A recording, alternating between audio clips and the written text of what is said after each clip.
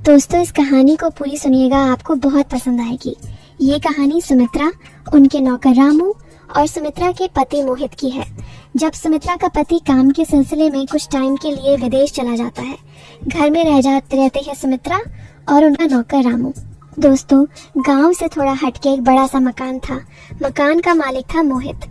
उम्र कोई 38 साल, व्यापार में बड़ा नाम था। उसकी बीवी सुमित्रा करीब 37 की, गोरा रंग, लंबी भरी हुई देह, जो साड़ी में भी साफ साफ नजर आती थी। लोग चुपके से कहते थे, अरे मोहित भाई की तो लॉटरी लग गई। सुमित्रा की हंसी ऐसी थी कि सुन के मन में कुछ कुछ हो जाता। उनके घर में एक नौकर था, उसका नाम था रामू काका।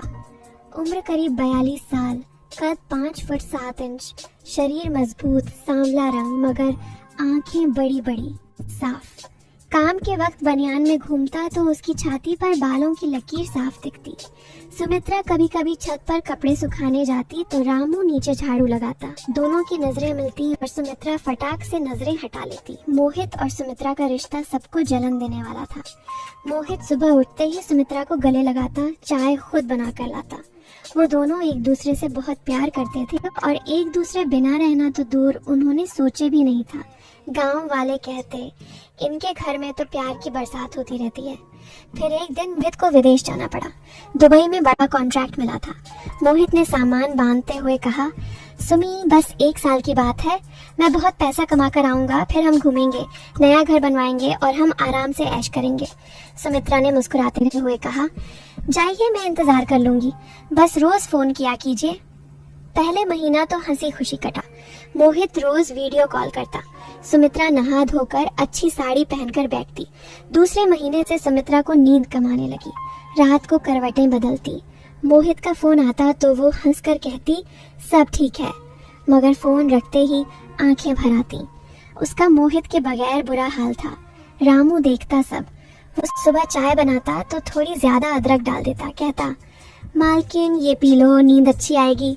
सुमित्रा मुस्कुरा के ले लेती। तीसरे महीने मोहित ने कहा, सुमी, थोड़ा और टाइम लगेगा, 2-3 महीने और। सुमित्रा ने हिम्मत से कहा, कोई बात नहीं, मैं रह लूंगी। लेकिन अंदर ही अंदर उसके अंदर तूफान उठ रहा था। अब घर सूना सूना लगने लगा। रात को सुमित्रा छत पर चली जाती, चांद देखती रहती। रामू नीचे से आवाज लगाता, मालकिन ठंड लग जाएगी, अंदर आ जाओ। सुमित्रा उतरती तो रामू उसके लिए गर्म दूध का गिलास थाम देता। दोनों चुपचाप खड़े रहते। फिर धीरे धीरे उनकी बातें बढ़ने लगी। एक रात सुमित्रा छत पर थी। रामू पानी की टंकी भर रहा था। सुमित्रा ने पूछा, रामू, तू कभी शादी क्यों नहीं की? रामू हंसा और बोला, मालकिन, किसके साथ करता? मेरे जैसे काले कलूटे को कौन पूछता है? सुमित्रा ने कहा, अरे तू बुरा नहीं है, तेरी आंखें बहुत अच्छी हैं और तू भी अच्छा है, दिखने में एकदम हट्टा कट्टा है तू। रामू चुप हो गया। उस रात वो देर तक छत पर ही खड़ा रहा। 5वां महीना आया तो मोहित का फोन कम होने लगा। हफ्ते में एक बार और सुमित्रा बेचैन रहने लगी। एक दिन मोहित ने फोन पर कहा, सुमी, यहाँ बहुत काम है, शायद 2 साल और लग जाएं, तू संभाल लेना। सुमित्रा की आंखों में आंसू आ गए, मगर बोली, ठीक है, मैं संभाल लूंगी। फोन रखते ही वो रो पड़ी। रामू दरवाजे पर खड़ा था।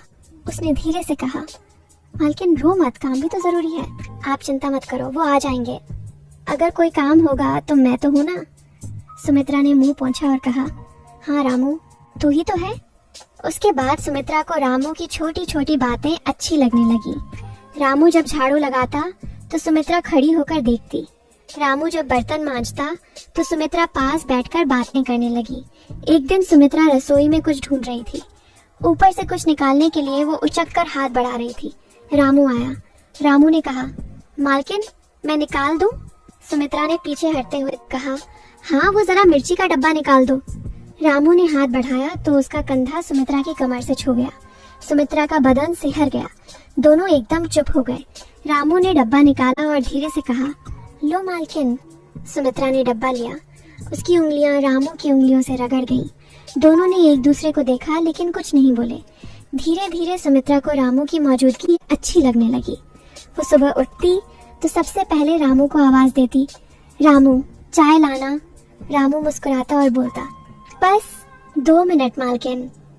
चाय पीते वक्त सुमित्रा कहती, रामू तू बहुत अच्छा चाय बनाता है, इतनी अच्छी चाय तो मैं भी नहीं बना पाती। रामू शर्माया और बोला, अरे मालकिन आप मजाक करती हो, पर उसकी आंखें चमक जाती। अब 1 साल पूरा हो गया। मोहित कभी कभी फोन करता था और अब बातें छोटी हो गई थीं। सुमित्रा अब रात को अकेले नहीं सोती थी। रामू बाहर सोफे पर सोता था मगर दरवाजा खुला रहता। कभी सुमित्रा को बुरा सपना आता तो वो आवाज लगाती, रामू। रामू तुरंत आता। क्या हुआ मालकिन? सुमित्रा कहती, पानी दे। रामू पानी लाता। सुमित्रा पीती तो उसका हाथ कांपता। रामू उसका हाथ पकड़कर गिलास से उसे पानी पिलाता। सुमित्रा को बहुत अच्छा लगता। एक तरफ वो बिल्कुल अकेली पड़ चुकी थी और दूसरी तरफ उसका नौकर उसके अकेलेपन को दूर कर रहा था। उधर अब मोहित का फोन महीने में 1 बार आने लगा। सुमित्रा ने पूछा भी नहीं कि कब आओगे। इधर अब सुमित्रा और रामू की बातें गहरी होने लगी। फिर एक शाम सुमित्रा आंगन में तुलसी को जल दे रही थी। रामू पास खड़ा था। सुमित्रा 3 ने कहा, रामू तू कभी मेरे से कुछ मांगता क्यों नहीं? रामू ने चौंक कर कहा, मालकिन आपने मुझे सब कुछ दे दिया, रहने को घर, खाने को रोटी और आपका प्यार, मैं और क्या मांगू? सुमित्रा की आंखें भर आईं। उसने धीरे से कहा, रामू मैं बहुत अकेली हूँ। रामू ने सिर झुकाकर कहा, मालकिन मैं तो आपके साथ हूँ हर सांस में। उस रात सुमित्रा देर तक छत पर रही। वो रामू के बारे में सोचती रही और रामू नीचे खड़ा रहा। फिर सुमित्रा ने नीचे देख के आवाज दी, कहा, रामू ऊपर आ जा। रामू डरते डरते ऊपर आया और दोनों चुपचाप खड़े रहे। फिर सुमित्रा ने धीरे से कहा, रामू मुझे डर लगता है कि कहीं तू भी चला ना जाए। रामू ने पहली बार हिम्मत करके सुमित्रा का हाथ थामा और कहा, मालकिन जब तक मेरी सांसें हैं मैं आपके पास रहूंगा। सुमित्रा ने उसका हाथ नहीं छुड़ाया। दोनों देर तक ऐसे ही खड़े रहे। फिर धीरे धीरे सुमित्रा का दिल रामू की तरफ खिंचता गया। अब वो साड़ी चुनते वक्त सोचती, रामू को कौन सी पसंद आएगी। रामू भी बनियान बदलते वक्त सोचता, मालकिन देखेंगी तो अच्छा लगे। अब लोगों को शक होने लगा। गांव की औरतें कानाफूसी करने लगी। देखा मोहित भाई गए नहीं कि ये नौकर के साथ ही। पर सुमित्रा को कोई फर्क नहीं पड़ता था। अब 2 साल पूरे हो गए थे। मोहित का अब कोई अता पता नहीं। उसने दूसरी शादी कर ली थी, ये बात किसी को नहीं पता थी अभी। एक दिन सुमित्रा ने रामू को बुलाया और कहा, रामू मुझे एक बात कहनी है। रामू डर गया, घबराते हुए बोला, बोलो मालकिन। सुमित्रा ने आंखें नीची करके कहा, मुझे तुझसे शादी करनी है। शायद सुमित्रा को पता चल गया था कि मोहित ने वहां दूसरी शादी कर ली है। रामू के पैरों तले जमीन खिसक गई। वो कुछ बोल नहीं पाया। सुमित्रा ने फिर कहा, मैंने बहुत सोचा, मोहित अब कभी नहीं आएगा और मुझे अब तेरे सिवा कोई नहीं चाहिए। रामू की आंखें भर आईं। उसने सुमित्रा के पैर छुए और कहा, मालकिन मैं तो सपने में भी नहीं सोच सकता था। सुमित्रा ने उसे उठाया और कहा, अब मालकिन मत कहना, सुमी कहना। रामू ने कांपते स्वर में कहा, सुमी। और फिर दोनों गले लगकर रोने लगे। उस रात के बाद घर का माहौल ही बदल गया था। सुमित्रा अब सुबह उठती तो सबसे पहले रामू के कमरे की तरफ देखती। रामू भी अब बाहर सोफे पर नहीं सोता था। सुमित्रा ने कहा था, अंदर आकर सोया कर, ठंड लगती है। रामू शर्माता, फिर भी आ जाता। दोनों अलग अलग बिस्तर पर सोते, पर बीच में सिर्फ एक छोटा सा गैप होता। रात को कभी सुमित्रा की चादर खिसक जाती तो रामू धीरे से ओढ़ा देता। कभी रामू को खांसी आती तो सुमित्रा उठकर पानी लाती। गांव में बातें तेज हो गईं।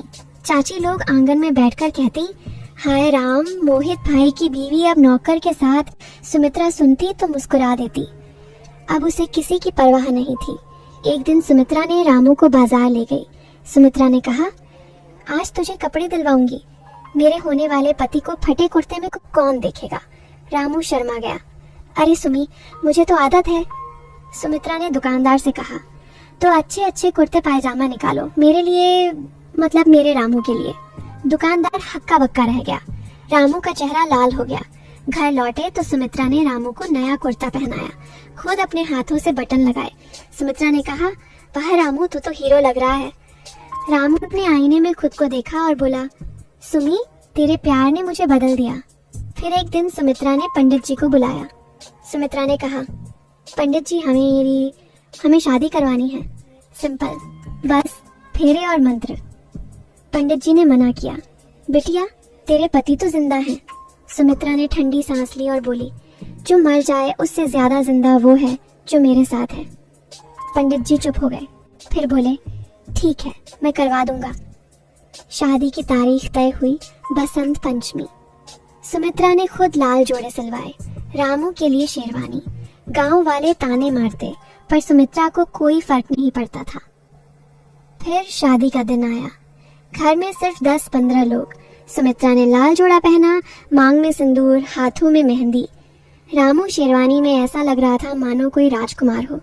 फेरे के वक्त सुमित्रा ने रामू का हाथ पकड़ा और धीरे से कहा, अब तू मेरी मांग में सिंदूर भरेगा और मैं तेरे नाम की हो जाऊंगी। रामू की आंखें भर आईं। उसने कांपते हाथों से सुमित्रा की मांग भरी। पंडित जी ने कहा, अब तुम पति पत्नी हो।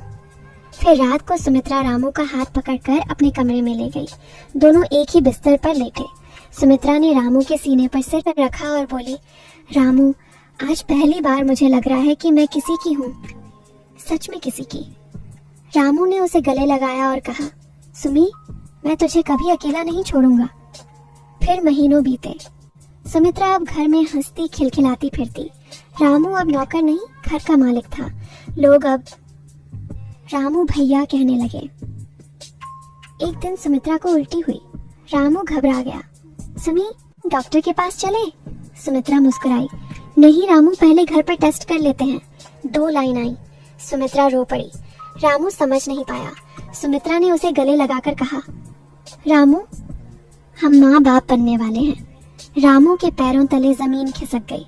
वो बार बार सुमित्रा के पेट पर हाथ फेरता और रोता। रामू ने कहा, सुमी, मैंने सपने में भी नहीं सोचा था कि मेरे गोद में कभी मेरा बच्चा खेलेगा। फिर 9 महीने बाद एक प्यारी सी बिटिया पैदा हुई। सुमित्रा ने नाम रखा मोहिनी। रामू रोज सुबह बिटिया को गोद में लेकर आंगन में घुमाता। सुमित्रा पीछे पीछे मुस्कुराती। इधर 5 साल बाद एक दिन मोहित लौटा।